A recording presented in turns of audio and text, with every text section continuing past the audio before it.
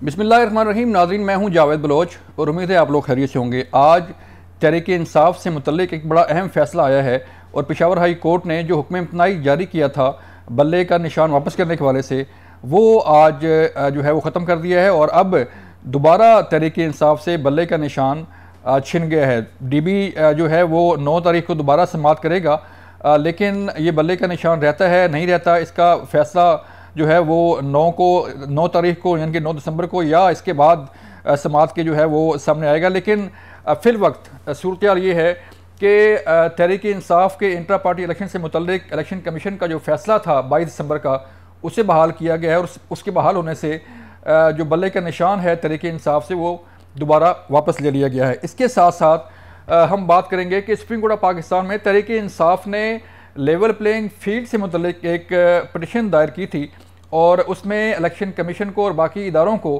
Contempt of court जो है उसकी कार्रवाई के लिए ये दरख्वास्त की गई थी। उसकी आज बड़ी अहम समाअत हुई है, उस पर भी बात करेंगे। और फिर हम बात करेंगे जो मुल्क की सियासी सूरत हाल चल रही है उस पर के तहरीक इंसाफ की सियासत जो है वो किस तरफ जाएगी, क्या तहरीक इंसाफ जो है वो बल्ले के साथ इलेक्शन में हिस्सा ले पाएगी या नहीं, और इसके साथ साथ जो नून लीग की सियासत है, पीपल्स पार्टी की सियासत है, वो किस तरफ जा रही है और कहाँ खड़ी है, इस पर बात करेंगे।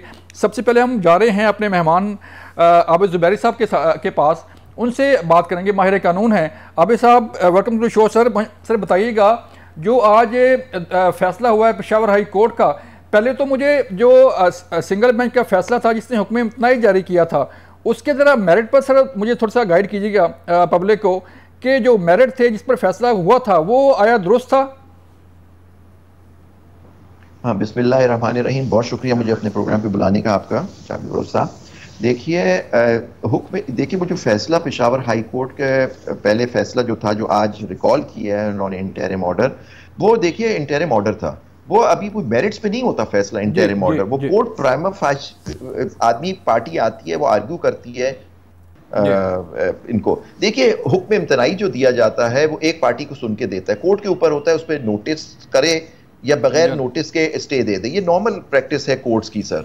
हाँ, सुप्रीम कोर्ट में भी होता है, हाई कोर्ट में भी होता है, हर केसों में। बहुत सारे बाज़ कहती है नहीं मैं दूसरी साइड को सुनना चाहती हूँ, आपको स्टे नहीं मिलता, नहीं दिया जाता, लेकिन बाज़ दफ़ा दे देते हैं। यहाँ जल्दी इसलिए थी कि ये इलेक्शन का मामला था, सुप्रीम कोर्ट भी कह चुकी है सबको लेवल प्लेइंग फील्ड देना चाहिए, और आपने एक पार्टी का एक उससे सिंबल ले लिया जिससे वो इलेक्शन से बेसिकली इनफैक्ट बाहर हो गई, वो पार्टी आउट हो गई। अब उनके जो उम्मीदवार हैं वो सब आज़ाद हैसियत में लड़ेंगे ना, वो रिजर्व सीट्स के लिए वो जा सकते हैं। तो बेसिकली आपने एक बड़ी पार्टी, एक फेडरल पार्टी को आपने इलेक्शन से बाहर कर दिया। सिंगल जज ने वो सुनने के बाद उस पर कहा कि हाँ ये बड़ा अर्जेंसी का मामला है, पूरा इलेक्शन प्रोसेस चल रहा है और ये बल्ले का इस वक्त लेना, ये इलेक्शन के अंदर इलेक्शन शफाफियत को सीरियसली अंदाज कर। और यही सुप्रीम कोर्ट कहती रही है कि कोई ऐसा ऑर्डर नहीं होना चाहिए जो इलेक्शन को डिले कर दे, क्योंकि उन पत्थर पे लकीर है 8 फरवरी। यही चीफ जस्टिस सुप्रीम कोर्ट का कहा था सुप्रीम कोर्ट बार की पटिशन पे, जो मैं उसमें लेके गया था सुप्रीम कोर्ट में, तो एज सदर ऑफ सुप्रीम कोर्ट बार जब मैं था। तो अब देखिए, लेकिन ये चीज देखने की इसमें अब आज उन्होंने कहा कि जी आपका फेडरल, अब देखिए जो अब मैंने ऑर्डर नहीं देखा वो जो आज हुआ है, लेकिन उनका आप हुक्म इम्तना आज क्यों वापस लिया गया? 9 तारीख का केस था, आप इलेक्शन कमीशन को 9 तारीख को आके आर्ग्यू करते, हो सकता है उस दिन वो पटिशन ही डिसमिस हो जाती। तो लेकिन उन्होंने आके ऑर्डर पास किया। सुप्रीम कोर्ट से भी कुछ ऑब्जर्वेशंस आती रही हैं कि पेशावर हाई कोर्ट या दूसरा लाहौर हाई कोर्ट इलेक्शन के बारे में क्या ऑर्डर्स पास कर रहा है, वो आरओज के ऑर्डर्स जो आपने 2 केसों में देखे, एक लाहौर हाई कोर्ट का और Peshawar high court. I think उसका भी कुछ ना कुछ असर जरूर हुआ होगा इस ऑर्डर में। तो इस चीज को मद्देनजर रखते हुए मैं समझता हूं कि ये पीटीआई के लिए बहुत बड़ा नुकसान है। एक फेडरल पार्टी को आपने बेसिकली इलेक्शन से बाहर कर दिया है, तो अब इस पर जल्दी फैसला कुछ करना चाहिए।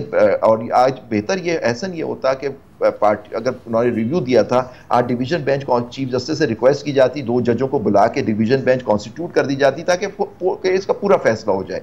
अब 9 तारीख में इतने दिन है, सिंबल्स अलॉट होने, फाइनलाइज होने, लिस्टें बननी है, तो ये सारी चीज़ों में अब इन पीटीआई इस वक्त क्या करे? अब कल सुप्रीम कोर्ट जाते हैं, वो जैसे आज गौहर कह रहे थे कि वो सुप्रीम कोर्ट जाएंगे।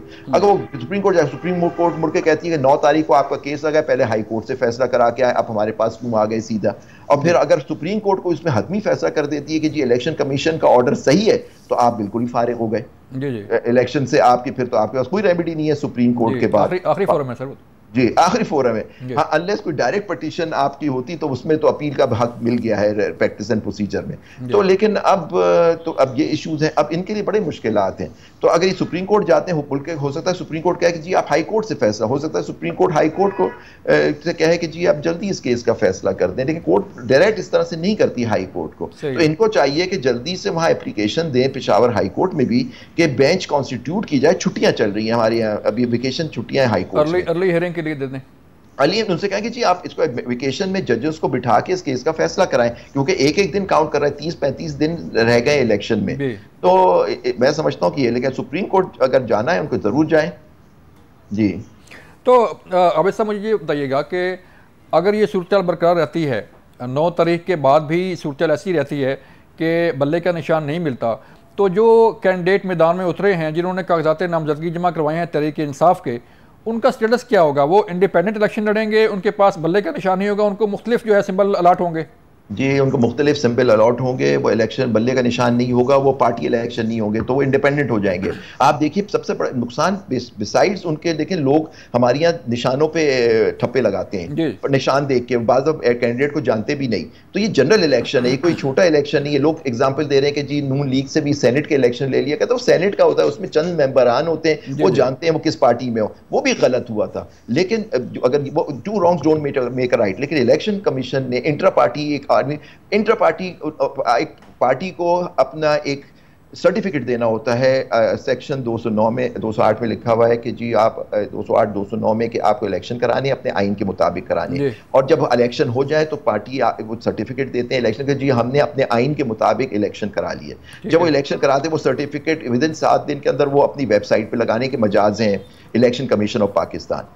215 जो है वो कहता है कि अगर आपने अपना इंटर पार्टी इलेक्शन 209 और 210 में आपने अकाउंट्स देने अपने, अगर आपने 209 और 210 की वायलेशन आपने की है सेक्शन 209 210 की इलेक्शन एक्ट की, तो फिर वो आपसे आपका इलेक्शन सिंबल ले सकते हैं। तो और वो इलेक्शन सिंबल ले सकते हैं और for the fourth coming election, इस तरह की उसमें बात लिखी हुई है। आप देखिए 209 की वायलेशन क्या है। अब वो कहते हैं कि इलेक्शन आपने अपने कॉन्स्टिट्यूशन के हिसाब से नहीं कराए। आपके पास क्या सबूत था कि आपने इलेक्शन नहीं कराए? पॉइंट इज दैट कि क्या ये उनके पास ये जुरिस्डिक्शन है इलेक्शन कमीशन ऑफ पाकिस्तान की कि वो इसको इंट्रा पार्टी को इलेक्शंस को चैलेंज कर सकें? और किसी ने कंप्लेनेंट कौन थे? वो पार्टी मेंबर्स थे जिन्होंने कंप्लेंट किया कि हमारे नहीं थे। ये सब चीजें उस पर आप बात होगी। देखिए जो मोस्ट इंपॉर्टेंट आज सबसे बड़ा नुकसान, मतलब अभी तो इंटरिम ऑर्डर है, सबसे बड़ा नुकसान अगर इस पार्टी को इलेक्शन से बाहर रखा जाता है, जो हम देख रहे हैं एक मुहिम चल रही है 9 मई के बाद से जो इंसिडेंट्स हुए और जो बहुत ख़राब इंसिडेंट्स थे हमारे मुल्क की तारीख में, उसके बाद से ये पार्टी इसके लीडरान को, इनके लीडर को, इमरान खान साहब वगैरह सब पे एक बुरा वक्त है।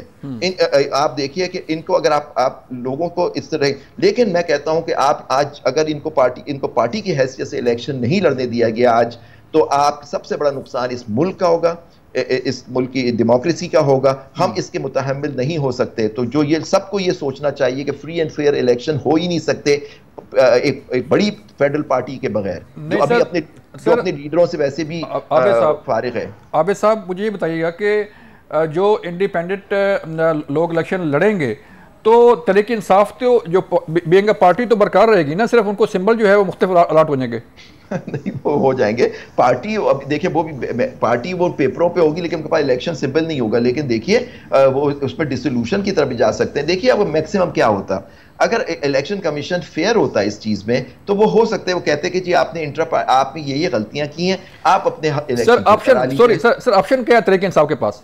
इलेक्शन ये लीगल बैटल है। अब देखिए या तो वो इंटर पार्टी इलेक्शन फिर करा, अब इतना वक्त नहीं है, मैं समझता हूं उनके पास नहीं है इतना वक्त, क्योंकि वो इतना एक प्रोसेस होता है आइन के, उनका अपने आइन के हिसाब से होगा। तो उसके बेहतर यही है कि आप जाएं कोर्ट से रिलीफ लें और कहें कि जी हमारी यहाँ जो भी गलतियां हुई हैं, अगर कोई पॉइंट किए वो इलेक्शन के बाद हम कर लेंगे। लेकिन अब पीटीआई बराए नाम रह गई है, मतलब इलेक्शन सिंबल के बगैर वो कैसे इलेक्शन लड़ेगी?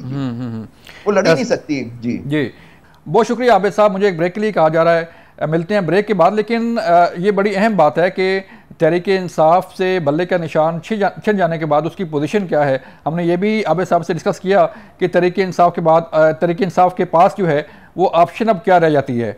मिलते हैं ब्रेक के बाद। वेलकम बैक नाज़रीन। हम बात कर रहे थे कि आज तहरीक-ए-इंसाफ से बल्ला दोबारा छिन गया है और तहरीक-ए-इंसाफ की लेवल प्लेइंग फील्ड से मुतल्लिक भी आज बड़ी अहम समाअत हुई है सुप्रीम कोर्ट पाकिस्तान में। उस पर हम बात करने जा रहे हैं और सियासत पर बात करेंगे कि सियासत का रुख जो है वो किस तरफ जा रहा है। हमें अभी इस सेगमेंट में ज्वाइन किया रफ़ीक रजवाना साहब ने, मुस्लिम लीग नून से तल्लक है इनका, और शहबाज खोसा साहब जो हैं वो तहरीक-ए-इंसाफ से तल्लक रखते हैं। महमूद मौलवी साहब रहनुमा इस्तेकाम पाकिस्तान पार्टी हैं, इनसे बात करेंगे। रजवाना साहब मैं आपकी तरफ आऊँगा। सर सर मुझे बताइएगा कि आज जो फैसला आया है पेशावर हाई कोर्ट से, इसका मतलब ये है कि अब तहरीक-ए-इंसाफ जो है वो तमाम उम्मीदवार जो हैं वो आज़ाद होंगे। उन्होंने एक इंटरिम ऑर्डर वापस किया है, कानूनी तौर पे मैं बता रहा हूँ। इंटरिम ऑर्डर वापस किया है, मेन केस डिवीजन बेंच पे लगेगा पेशावर हाई कोर्ट में, गालिबन ऐसा ऑर्डर हुआ होगा। जब लगेगा तो still they can argue the case कि जी हमें इलेक्शन कमीशन का फैसला सस्पेंड किया जाए। ठीक है, आर्गू तो कर सकते हैं। ठीक है रजवाना साहब, मुझे ये भी सर बताइएगा कि तहरीक-ए-इंसाफ बार बार लेवल प्लेइंग फील्ड की बात कर रही है, Peoples Party level playing field की बात कर रही है, लेकिन नून लीग जो है वो बड़े आराम से अपनी सारी चीज़ें, पार्लिमानी बोर्ड के इजलास भी हो रहे हैं, टिकटों की तकसीम भी हो रही है, सब कुछ हो रहा है, सियासी इत्तेहाद भी बन रहे हैं। तो आपको तो लेवल प्लेइंग फील्ड आपके पास तो है ना, आपको तो कोई मसला नहीं है। सियासी पार्टी का इजलास होना, पार्लिमानी पार्टी का इजलास होना, ये बताएं इसको लेवल प्लेइंग फील्ड कहते हैं या इसको क्या कहते हैं? वो तो अपनी एक इंडिपेंडेंट हमारी जो है ना सेपरेट हमारी पार्टी का अंदरूनी मसला है, उसका जो है ना इंडिपेंडेंटली उसको आप ले जाएं लेवल प्लेइंग फील्ड में, उसका कोई उससे कंसर्न ही नहीं है।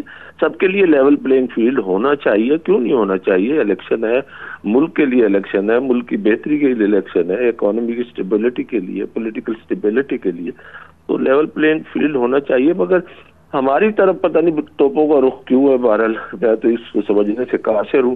पंजाब में शायद, पंजाब में हमारा अल्हम्दुलिल्लाह एक एज है, तो उससे घबरा के किया जा रहा है या क्या किया जा रहा है? बल डिमांड करना तो ठीक है, मगर उसकी के लेवल प्लेइंग फील्ड दें, उस डिमांड के उसमें उसको मतलब है कि दैट उसको कैमोफ्लेज करके और हमारी तरफ रुख किया जाए तो कम से कम मैं उससे एग्री नहीं करता। एहतराम के साथ, कोई इख्तलाफ मेरी नज़र में नहीं है। चलें, महमूद मौलवी साहब मैं आपकी तरफ आऊँगा। सर इस्तेकाम पाकिस्तान पार्टी को जो है वो जैसे कि पीपल पार्टी भी कहती है और बाकी लोग भी कह रहे हैं कि आप जो है वो शायद नून लीग के साथ मिलकर जो है इलेक्शन लड़ेंगे, या सीट एडजस्टमेंट जो है इस तरह की होगी कि नून लीग और जो है वो इस्तेकाम पाकिस्तान पार्टी जो है वो एक ही पेज पे होंगे सारे। देखिए इस वक्त तो मैं ये नहीं कह सकता हूँ कि नून लीग के साथ सीट एडजस्टमेंट की बातें हो रही थी, मगर अभी तक कुछ तय नहीं पाया। और देखिए काफ़ी मुश्किल दोनों पार्टीज के लिए काफ़ी मुश्किल है कि सीटों को एडजस्ट करें पंजाब में। और जहाँ तक उसके इलेक्शन के बाद है, हम डेफिनेटली नून लीग हो या जो भी गवर्नमेंट बनाएगी उसके साथ मिलकर हम चलेंगे, इसमें कोई दो राय नहीं है। मगर फिल वक्त जो है मेरे ख्याल से दोनों पार्टीज को मुश्किल हो रहा है। उसकी वजह ये कि हमें अपने कैंडिडेट्स बिठाने के लिए मुश्किलात होंगे और उनको जो है अपने कैंडिडेट्स को विड्रॉ करने के लिए भी मुश्किलात होंगे। तो इसको मद्देनजर रखते हुए इस वक्त तो मुझे नजर नहीं आ रहा और कि नून लीग का अब तो बड़ा नया खुशाइन चीज निकली कि नून लीग जो है वो जो है सीट एडजस्टमेंट पीपल्स पार्टी के साथ कर रही है पंजाब में और कराची में। ये बड़ी नई बात मुझे नजर आई और ये बड़ी खुशाइन बात है कि नून लीग जो है एडजस्टमेंट करे पंजाब में और कराची में। तो सर तहरीक-ए-इंसाफ से जो बल्ले का निशान है उससे वापस लिया गया है। आज पेशावर हाई कोर्ट का भी फैसला आ गया है, जैसे कि रजवाना साहब ने कहा कि तमाम सियासी जमातों को बराबर की जो है वो मौके मिलने चाहिए, बराबर का लेवल प्लेइंग फील्ड होना चाहिए। तो आप बताएं कि इस्तेकाम पाकिस्तान पार्टी कहाँ खड़ी है?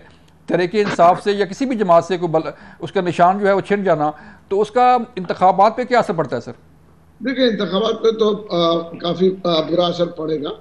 उसकी वजह यह है कि पास्ट में ये हुआ है, मैं ये नहीं कहूँगा, PMLN के साथ भी हुआ है, पीपल्स पार्टी के साथ भी हुआ है और इसका इफेक्ट तो पड़ेगा ही पड़ेगा, इसमें कोई दो राय नहीं। मगर मेरा कहना ये कि ये देखें PTI को मालूम होते हुए कि जी ये जो इस वक्त जो है काफ़ी टफ टाइम है, इनसे कुछ कोताहियाँ हुई है और इन्होंने जो है वो जो इलेक्शन था उसको जो है अगर मेरे ख्याल से प्रॉपरली करते तो ये नौबत आती नहीं। मगर मैं इससे खुश नहीं हूँ कि जी इनका बल्ले का निशान ले लिया गया, क्योंकि इसमें कोई खुशी की बात नहीं है कि इनके बल्ले का निशान ले लिया गया है।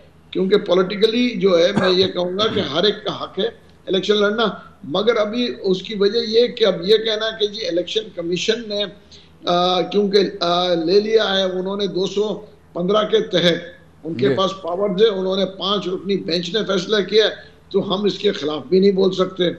उसकी वजह देखें, लाहौर हाई कोर्ट ने फैसला किया, पेशावर हाई कोर्ट ने फैसला किया था, मगर उनको वापस इसलिए लेना पड़ा कि उन्होंने देखा कि दूसरी तरफ का सुना भी नहीं था, और फिर जब उन्होंने कहा कि किस एक्ट के तहत किया गया, तो इलेक्शन कमीशन ने कह दिया कि भाई 215 के तहत किया गया, तो फिर जो है पेशावर हाई कोर्ट ने अपना जो है स्टे वापस ले लिया। ठीक है शहबाज साहब, आप तहरीक इंसाफ को रिप्रेजेंट कर रहे हैं और बल्ले का निशान ना होना, किसी भी जमात के पास जो है उसका इंतखाबी निशान जो है वापस हो जाना, ये एक बड़ा मोड़ होता है, बड़ा एक धचका होता है पार्टी के लिए। तो तहरीक इंसाफ क्या प्लान कर रही है? सुप्रीम कोर्ट का ऐलान हुआ कि हम सुप्रीम कोर्ट जाएंगे, तो दिन बड़े कम रह गए हैं। सर सबसे पहले थैंक यू वेरी मच, आपने मेरे नाम के साथ सरदार नहीं लिखा। आज वो honourable chief justice Sardar Tariq Masood, I am sorry, Qazi Faez Isa साहब को एतराज था इस बात पे, तो आपने अच्छा किया खाली शहबाजी लिखा है। सर बात ये है, कसर तो ये रह गई है कि इलेक्शन कमीशन को चाहिए कि 215 में एक और भी ऑर्डर कर दें और हथकड़ियां भी बांध दें इंडिया के कैंडिडेट्स को, और इनको गले से भी बांध दें और फिर इनको इलेक्शन लड़वाएं, तो शायद ये लेवल प्लेइंग फील्ड बाकी जमातों को लगेगी। बात ये है कि जो आईन कहता है और जिस तरीके से इलेक्शन एक्ट कहता है, पार्टी ने अपने इलेक्शन करवाए और उसको नोटिफाई कर दिया। ये इलेक्शन की रिक्वायरमेंट किसी और पार्टी से नहीं पूछी गई कि क्या आपका इलेक्शन साफ हुआ, शफाफ हुआ। क्या ये पूछा गया पीपल्स पार्टी से कि कितने कैंडिडेट्स ने चेयरमैनशिप के लिए अप्लाई किया या प्रेसिडेंट बनने के लिए अप्लाई किया गया? क्या ये किसी और पार्टी से पूछा गया कि आपके ओहदेदार किस तरीके से बने गए, इलेक्शन कहाँ हुआ, कहाँ से नहीं हुआ? एक ऐसा बंदा जो कि पार्टी का हिस्सा भी नहीं था और जो कि बड़े अरसे से पार्टी से निकाल दिया गया है, उसकी कंप्लेंट पे ये लेकर एक आपने फैसला कर दिया और इलेक्शन के लास्ट मोमेंट पर आपने उससे उसका ना सिर्फ निशान छीना, बल्कि जब हाई कोर्ट ने उस पर एक फैसला दिया तो आप उसके खिलाफ पार्टी बनकर अपील में भी चले गए। तो इस हद तक इलेक्शन कमीशन बायस है। और सर वो तो उनका फैसला था ना शहबाज साहब, उनका फैसला था, उनके खिलाफ जो है फैसला आया तो अपील तो उनका हक था। कानून का, आइन का ये वेट कर, ये मेन तारीख लग रही है 11 तारीख तक का वेट कर लेते हैं। इनको इंटरिम ऑर्डर पे जाने के लिए इतनी क्या इमरजेंसी थी कि ये फौरन से पहले चले गए कि बल्ले का निशान वापस हम ले लें? अगर ये न्यूट्रल थे तो 11 तारीख को मेन केस लगा हुआ है, वेट कर लेते उसका। इनको इतनी उजलत क्या थी कि इन्होंने 7 दिन के लिए भी बल्ले का निशान नहीं रहने देना। बाकी सर आप दोनों मेरे बड़े हैं जी, सियासत हम वकालत भी सीखते रहे हैं, रिजवाना साहब से हमारे बड़े हैं और बड़े सीनियर सियासतदान हैं। ये जो आज का दौर है ये अनफॉर्चुनेटली पाकिस्तान की तारीख में बहुत दफा दोहराया गया है और ये भी कोई सुनहरे अरूप से नहीं लिखा जाएगा। इसको जब रेट्रोस्पेक्ट में देखा जाएगा तो यहाँ पे बहुत ज्यादा वायलेशंस की जा रही हैं। इलेक्शन कमीशन एक जानिबदार इदारे की तरह यहाँ पर एक्ट कर रहा है। यहाँ पर मैं वालिद साहब मेरे एनए के कैंडिडेट हैं, उनके नीचे उनके चारों विंग्स के जो मेन कैंडिडेट्स थे वो उनके कागजात जो हैं किसी के जमा नहीं कराने दिए गए, किसी के आरओ ने डर के कह दिया कि जी बाहर मेरे। जी रिजवाना साहब, ये जो लेवल प्लेइंग फील्ड की बात हो रही थी, आपने फरमाया कि लेवल प्लेइंग फील्ड जो है वो सबके लिए होनी चाहिए, और आज यही केस जो है वो तहरीक इंसाफ लेके गई थी सुप्रीम कोर्ट ऑफ पाकिस्तान में, वहाँ भी ये केस जो है वो चल रहा है और इस पर हियरिंग हो रही है। तो लेवल प्लेइंग फील्ड की सर डेफिनेशन क्या है? एक जमात पीपल पार्टी जलसे भी करती है, वो कहती है कि लेवल प्लेइंग फील्ड नहीं है। तहरीक इंसाफ जो है वो गिला कर रही है। आप तो खैर अभी जलसे जुलूस के लिए निकले नहीं हैं, आपने कैंपेन का आगाज़ नहीं किया प्रॉपर, तो इसको कहाँ कैसे देखा जाएगा कि लेवल प्लेइंग फील्ड जो है वो फलां पार्टी को मिल रही है? अगर आप कॉन्स्टिट्यूशनली देखें, जो एक कॉन्स्टिट्यूशनल एक इदारा है इलेक्शन कमीशन ऑफ पाकिस्तान, जिस पर अमूमन उंगलियां उठती रही, राइटली रॉन्गली, अब उस बहस में जाने की जरूरत नहीं है। 2018 का इलेक्शन सारा कुछ, और उसमें अब बातें भी सामने आ गई और मानने वाले कन्फेशन कर भी गए। बहरहाल उससे सबक सीखना चाहिए। तो आर्टिकल 218 से ऑनवर्ड चले तो इलेक्शन कमीशन का जो काम है, आईनी इदारा है, किसी के मातात भी नहीं है, किसी की इंस्ट्रक्शंस के भी मातात नहीं है। बल्कि वो फेडरल गवर्नमेंट को कह सकता है कि मेरे इलेक्शन में या प्रोविंशियल गवर्नमेंट्स को या सरकारी इदारों को इलेक्शन में मेरी यहाँ हमें सपोर्ट चाहिए। लेवल प्लेइंग फील्ड एक जनरल एक लफ्ज है जिसका मुराद ये है कि इक्वल अपॉर्चुनिटी, ठीक है ना जी। तो इक्वल ट्रीटमेंट वो कॉन्स्टिट्यूशन में फंडामेंटल राइट्स भी है, और ट्रांसपेरेंट, फेयर और जस्ट इलेक्शन तभी होता है जब तमाम खेलने वाले खिलाड़ियों को, तमाम पॉलिटिकल पार्टियों को, तमाम उम्मीदवारों को एक जैसे मौके फराहम किए जाएं। तो कुछ जो कुछ हो रहा है उसके हवाले से पीटीआई की अपनी तहफ़्फ़ुज़ात हैं, उसमें कहीं हम भी महसूस करते हैं कि ये नहीं होना चाहिए, कहीं शायद ठीक हो रहा हो। तो अब उसमें भी एक बहुत बड़ा सवाल है कि यहाँ तक पहुंचा कैसे, पहुंचाया किसने, वो भी एक कोई अच्छी खुशाइंद बात नहीं है। मैं तो come back to square one के लेवल प्लेइंग फील्ड सबके लिए बराबर तो जरूर होना चाहिए, मगर जिसने कानून की खिलाफ वर्जी की है, जिसने कानून हाथ में लिया है, उनके खिलाफ तो कार्रवाई होनी चाहिए। बाद में वो अपने आप को बेगुनाह साबित करते हैं, अदालत में बरी हो जाते हैं। तो ऐसी कोई कार्रवाई हो जिसमें कानून की जो है ना, कानून को फॉलो किया जा रहा है और उनके खिलाफ केसेस हैं, तो उसमें तो कोई ऐसी बात नहीं है सिवाय इसके कि अपना डिफेंस करें और जरूर एतराज उठाएं पॉलिटिकली, उसकी पॉलिटिकल माइलेज अपने हक में ले जाएं। मगर बाकी जिनके खिलाफ कोई चीज नहीं है, जिनके खिलाफ कोई मवाद नहीं है, कोई केस नहीं है, बार बार के ये एमपीओ के ऑर्डर और डिटेंशन, ये चीजें जो है ये माहौल को खराब करती हैं। तो आज का इलेक्शन जिस पर अभी ये उंगली उठ रही है, तो कल को इसके रिजल्ट पर का नतीजा क्या होगा? जिस परेशानी में ये मुल्क है, जिस हिजान में ये अवाम है कि ये इलेक्शन हो, जमहूरी निज़ाम मुस्तहकम हो, और ये जमहूरियत मुस्तहकम और सियासी इस्तेकाम होने के साथ साथ उसके साथ अटैच्ड है इकोनॉमिक स्टेबिलिटी, तो फिर इसका नतीजा क्या होगा? इसीलिए हमें एहतियात करनी चाहिए। जहाँ ज्यादती है जरूर बोले, जहाँ ज्यादती नहीं है तो उसको अपने आप को ज्यादा मजलूम साबित करने की जरूरत नहीं है। कोई भी हो, मैं हूँ, जैद हो, बकर हो, कोई पार्टी हो, तो इसको इस तरीके से देखे। और आखिर कब तक हम इन झगड़ों में पड़े जाएंगे? इलेक्शन सर पे आ गया है। तो लेवल प्लेइंग फील्ड का जो आपने पहला सवाल किया, वो पहले तो आपसे ये गुजारिश कर दी है कि equal treatment, no discrimination, fair, just and transparent election to be held under the supervision of the Election Commission of Pakistan। जी बिल्कुल ठीक है। बड़ा नुक्ता सर आपने उठाया कि इलेक्शन सर पे है और मुख्तलिफ हर्डल जो है वो सामने आ रही हैं, इलेक्शन में रुकावट जो चीज़ें हैं वो चीज़ें आ रही हैं सामने। इस पर भी बात करेंगे। मुझे ब्रेक लिए कहा जा रहा है, मिलते हैं ब्रेक के बाद।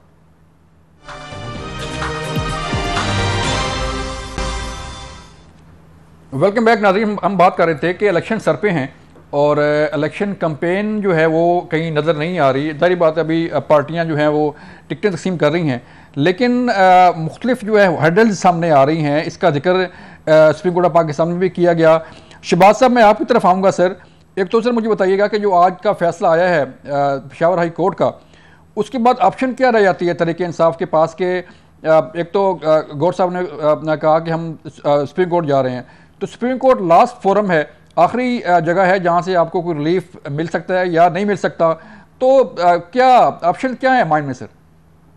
देखिए सर, ये इंटरिम ऑर्डर के खिलाफ इलेक्शन कमीशन गई पेशावर हाई कोर्ट। इसका जो इंटरिम ऑर्डर के अगेंस्ट ही हम सुप्रीम कोर्ट जा रहे हैं, मगर मेन केस भी 11 तारीख को लगा हुआ है।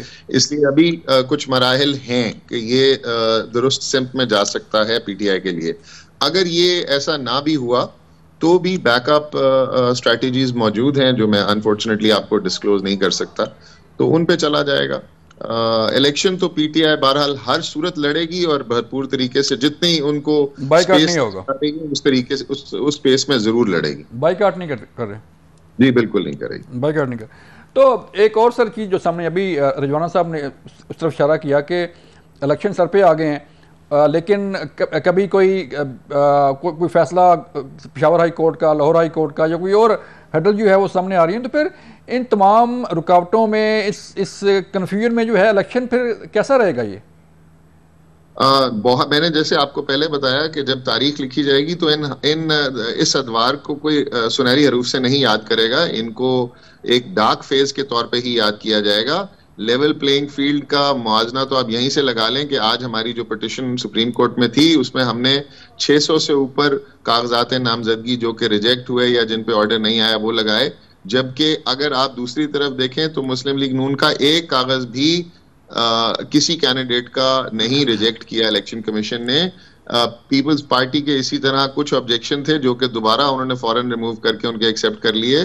कानून जो है वो सबके लिए एक जैसा होता है और सख्ती जो है अगर आप किसी एक पार्टी के साथ ज्यादा करें तो हमेशा उस पर सवालिया निशान उठेगा। ये रिजवाना साहब की बात से मैं इत्तेफाक करूंगा कि अगर एक इलेक्शन जिसकी शफाफियत पे आज ही इतने क्वेश्चन मार्क्स किए जा रहे हैं तो क्या इसके रिजल्ट से पाकिस्तान में स्टेबिलिटी आ जाएगी, तो इसका यकीनन जवाब मनफी में ही होगा। अल्लाह ताला हमें हिम्मत दे कि हम इस दौर से गुजरें और कुछ सीख के गुजरें और आइंदा पाकिस्तान। शहबाज साहब उन्होंने ये भी कहा है कि जिन्होंने कोई गलत काम किया है या कोई गैर कानूनी काम किया है तो उनके खिलाफ कार्रवाई होनी चाहिए, लाइक सानिया नौमई आप पर। जी बिल्कुल, हुदैबिया पेपर मिल का भी मेरिट पे फैसला होना चाहिए था। जो एवनफील्ड अपार्टमेंट्स के सोर्सेज का नहीं बता सके उनसे भी पूरी सोर्सेज की इन्वेस्टिगेशन अंडर मेरिट होनी चाहिए थी। ये एक तरफ रिवॉल्विंग डोर इंसाफ का नहीं लग सकता कि आप एक तरफ कन्विक्ट हों और आपको रिवॉल्विंग डोर के थ्रू एक्विटल मिल जाए और दूसरी तरफ आप फिर वही उसी तरीके से उनको सजाएं दूसरी पार्टी को दें और फिर कुछ अरसे बाद उनको भी आप इसी तरीके से। अगर हम इसी सियासत के रवादार रहे तो पाकिस्तान की तारीख में जो होता आया है रिजल्ट भी दोबारा वही मिलता रहेगा, ये इंस्टेबिलिटी कंटिन्यू करेगी। अब हमें चाहिए कि हम इससे आगे बढ़ें और एक मुल्क एक ऐसे मोड़ पर खड़ा हुआ है जहां पर साफ और शफाफ इलेक्शन जो है वो आपको एक पॉजिटिव सिम्त में ले जा सकते हैं। आपस की रंजिशें दूर करके और आपस की तलखियां दूर करके मुल्क के बारे में सोचना चाहिए। इदारों को अपने दायरा इख्तियार में काम करना चाहिए। हमें आइन और कानून की पासदारी करनी चाहिए। मेरी तो यही इल्तिजा होगी। बाकी अब यहाँ पर सारे मेरे से बड़े मौजूद हैं, वो बेहतर समझते हैं कि ये चलें रिजवाना साहब, मैं आपकी तरफ आना चाह रहा हूँ सर। उसी को वोट देंगे। ये मुश्किलें आती हैं और इसमें आवाम जो है वो हमेशा उल्टा ही रिएक्ट करती है। इनको इन हथकंडों का कभी फायदा नहीं हुआ। सो इसी तरह पीटीआई को भी कोई फर्क नहीं पड़ने लगा। इंशाल्लाह और मजबूत होकर पीटीआई इन हथकंडों के बाद और मजबूत होकर निकलेगी। लेकिन सर हर एक कैंडिडेट का अलग से होगा ना इंतखाबी निशान, तो एक इंतखाबी निशान तो नहीं मिलेगा आपको कि अगर बल्ला अपना छिन गया तो कोई और इंतखाबी निशान जो है तहरीक इंसाफ को अलाट हो जाए। तो नहीं सर, उसके लिए भी स्ट्रेटजीज मौजूद हैं, उसके लिए किसी और निशान पे भी काम किया जा सकता है। इसमें ऐसी कौन सी बात है। चलें, तो मुझे ये बताइएगा कि अब जारी बात है तहरीक इंसाफ मुश्किल में है, तो कोई किसी जमात के साथ कोई राब्ता, कोई सियासी इत्तेहाद, जैसे कि पीपल्स पार्टी का एक सॉफ्ट कार्नर है तहरीक इंसाफ के लिए, तो उनके साथ कोई बातचीत या किसी और जमात के साथ मिलकर इलेक्शन, क्योंकि आपके जो कायद हैं बानी चेयरमैन तहरीक इंसाफ के, वो किसी के साथ ना बैठे हैं ना बैठने के लिए तैयार हैं। सर आइन और कानून की बालादस्ती के लिए और एक साफ और शफाफ इलेक्शन के लिए कि सबके दरवाजे, हमारे दरवाजे सबके लिए खुले हैं, सवाए उनके जो कि किसी के कंधों पर चढ़कर बैठकर आकर अवाम के मफाद के बरक्स हुकूमत करना चाहते हैं। लिहाजा ये कोई बात नहीं है। हम हर एक से बातचीत कर रहे हैं और करते रहेंगे। ये सियासी पार्टियां हैं, इनका काम बातचीत करना है, मगर आइन और कानून के दायरे में रहते हुए। चलें, महमूद मौलवी साहब आप बताइएगा सर कि इस्तेकाम पाकिस्तान पार्टी जो है वो ज़ाहिर की बातें नून लीग के साथ भी आपकी बातचीत चल रही है और बाकी, तो आपका कोई बाकी जमातों के साथ और टारगेट क्या है? पंजाब टारगेट है, आप सिंध में जो है वो कोई सीट मिलेगी आपको, तो प्लान क्या है कि टारगेट आपका जो है वो सिर्फ पंजाब ही होगा? नहीं, देखें हमारा टारगेट पंजाब के अलावा सिंध में भी है। सिंध में हमने कोई 41 कैंडिडेट खड़े किए हैं जी, और जो है सूबाई और उसको मिला के प्रोविंशियल और नेशनल को मिला के 41 कैंडिडेट्स हमने खड़े किए हैं और पंजाब में अलग है। तो देखेंगे किसके साथ कैसे होता है, सीट एजेंट में कितनी सीटें निकलती हैं और निकालते हैं, ये तो वक्त ही बता सकता है। उसकी वजह ये कि इलेक्शन जो है अवाम जो फैसला करेगी हम उसी को एक्सेप्ट करेंगे। मगर ये है कि हमारे कैंडिडेट्स काफ़ी पुरुमीद हैं, बहुत सी जगहों पे काफ़ी स्ट्रॉन्ग भी है। उसकी वजह ये है कि उनके अपने भी कुछ क्लाउड है। तो उस बेसिस पे हम इलेक्शन के में जा रहे हैं। और पंजाब में तो स्पेशली आप देखें ना, जिसमें इलेक्टेबल ज्यादा है, जो MNA रह चुके हैं और MPs रह चुके हैं, उन्होंने हमें ज्वाइन किया है, तो वो अपने हलकों में काफी स्ट्रांग है, तो वो अपने उस हिसाब से बात कर रहे हैं। ठीक है सर, मुझे ये बताइएगा कि इलेक्शन करीब है और सियासी जमातें जो हैं वो अपनी जोड़ तोड़ में मसरूफ़ हैं, तो जो इन्वायरमेंट है इलेक्शन का, कोई कैंपेन कहीं पे कोई ख़ास नज़र नहीं आ रही, तो ना ही कोई इस्तेकाम पाकिस्तान पार्टी जो है वो निकली है, कोई शेड्यूल आया जलसों का जुलूसों का, तो क्या प्लान है कि कब तक आपकी कैंपेन शुरू होगी? और इलेक्शन में जो है वो टारगेट कोई रखा गया है कि, जैसे मैं दोबारा बात कर रहा हूँ कि टारगेट सीटों का होता है ना कि हमने इतनी सीटें लेनी है। हाँ, मैं आपको सिंध के बारे में बता सकता हूँ। सिंध में हम 2 से 3 सीट MNA के जो हम बात कर रहे हैं जी, और 8 से 10 जो है MPA की सीट्स हम इंशाअल्लाह, अल्लाह ने चाहा तो सिंध से निकालेंगे। ये हमारा टारगेट है और हम ये अचीव करेंगे इंशाअल्लाह। तो जो बी टीम का जो तासर है आप पर नून लीग के साथ, वो तो जो है वो देखिए, पंजाब का जो है मेरे ख्याल से जो हमारे चेयरमैन और जो है प्रेसिडेंट साहब, वही उसके ऊपर दे सकते हैं कि वो कितने निकालेंगे। जी रजवाना साहब आप सीनियर पॉलिटिशियन हैं सर, आपने बड़ी हुकूमतें देखी, बड़ी अपोजिशन देखी है, तो जो अभी इलेक्शन सर हम देख रहे हैं, इस तरह की मिसालें पहले भी तो आती रही हैं। पीपल पार्टी से जो है वो उसका इंतखाबी निशान चला गया था, नून लीग के साथ भी ऐसे वाक़यात कई दफ़ा हुए, तो अब जो सूरत हाल है वो कितनी मुख्तलिफ है माजी से सर? इस तरह से पिछली तारीख को दोहराते जाएंगे तो आखिर क्या होगा? जी। जब हम तहरीक इंसाफ के इंट्रा पार्टी इलेक्शन की बात करते हैं तो और फिर ये सवाल उठाया जाता है कि दूसरी पार्टियों के इंट्रा पार्टी इलेक्शन में तो किसी ने ये फैसला नहीं किया। बात यह है कि उस इलेक्शन को किसी ने चैलेंज नहीं किया, ठीक है ना। तो इलेक्शन कमीशन के पास कोई ऐसी सुओ मोटो पावर इस्तेमाल करे कि सारों को बुला ले, वो और बात है, ऐसी कोई पावर नहीं है। अगर कोई शिकायत करे तो इसमें तो पर्टिकुलरली अकबर एस बाबर साहब ने एक शिकायत की थी, ठीक है, उसमें इलेक्शन कमीशन इलेक्शन छीना, हमारा जो निशान छीनेगा, जब मियाँ साहब को बतौर सदर पाकिस्तान मुस्लिम लीग नून डिस्क्वालीफाई किया गया, जिसका सर आपकी आवाज़ कट रही है, मैं शहबाज भाई के पास जाऊंगा। शहबाज साहब ये बताइएगा कि लास्ट 30 सेकंड सर, कि तहरीक इंसाफ जो है वो इलेक्शन में कहाँ खड़ी है, क्या टारगेट क्या है, कितनी सीटें निकाल सकते हैं? और आप भरपूर तौर पर देखेंगे कि 80 से 90% लोग निकल कर तहरीक इंसाफ ही को वोट देंगे। लेकिन कैंडिडेट सर कैसे तलाश करेंगे? सर जो कैंडिडेट्स हमारी स्ट्रैटेजी ये थी कि हमने A tier, B tier, C tier हर किस्म के कैंडिडेट्स को किया, और आप इसमें बड़े हैरान होंगे कि डिस्पाइट द फैक्ट कि हमारे लोगों के कागजात जमा नहीं हो सके, मेन स्ट्रीम के बहुत सारे दोस्तों के हुए, और उन सबको ये वोट लोग देंगे और इंशाल्लाह लोगों को ये कामयाबी और ये फतह मिलेगी इलेक्शन। जी महमूद साहब आप बताइएगा कि जो इलेक्शन रिजल्ट है उसको कैसे देख रहे हैं? कि ज़ाहिर बात है अभी जब सियासी जमातें हिस्सा ले रही हैं तो जैसे 2018 में हुआ था कि किसी जमात ने इलेक्शन का रिजल्ट तस्लीम नहीं किया था, तो अब भी कोई ऐसे हालात नजर आ रहे हैं?